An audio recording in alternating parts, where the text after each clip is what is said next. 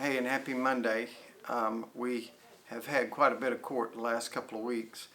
Had a trial last week. Well, of course, the lead-off trial, the defendant didn't show up. He has been arrested as of this morning, so we'll have that on another trial roster. You know, sometimes when that happens, you can do a trial in absentia. In other words, when you or I are charged with something, we don't necessarily have to come to court, but that's our trial date.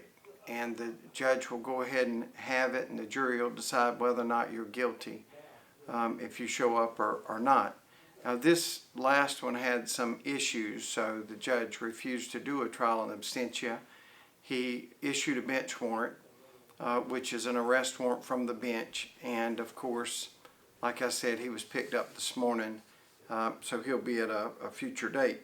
We did have one trial last week that was further down, and of course the second day, which was Tuesday, was Veterans Day, and that's always tough. You get a jury coming in on Monday, you have a break on Tuesday, you really can't start until Wednesday.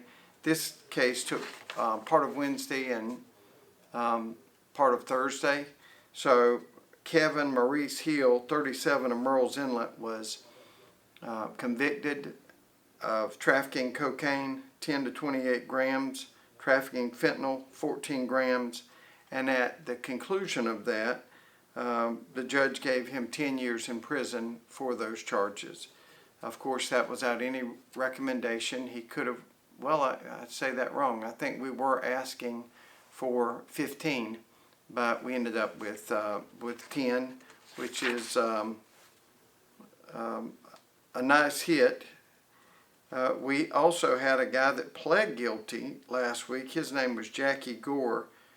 He was 23, and at the other end of the beach up in Little River, he had a possession of a machine gun, and he was distributing fentanyl.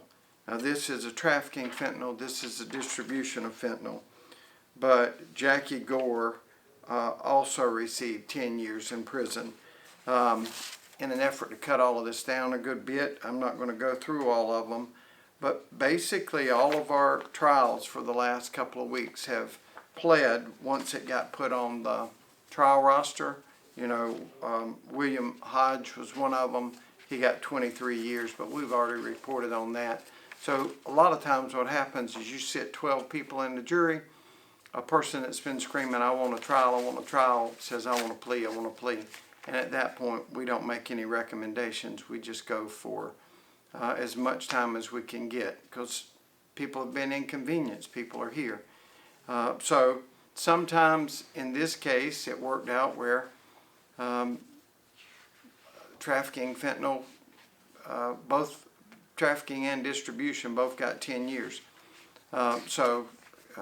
That sort of stuff happens too. All we can do is present the facts, try the case, make reasonable arguments of why it should be more, but then, you know, the judge has a different role, the defense attorney has a different role, and sometimes one of those roles is to sentence. So we had a very successful week. A lot of bad guys are off to prison, and this week we will be doing like motions and stuff like that. It won't be trials. We had 2 weeks back to back with trials. So have a great week, and next week will be Thanksgiving. We'll be back with you on Monday.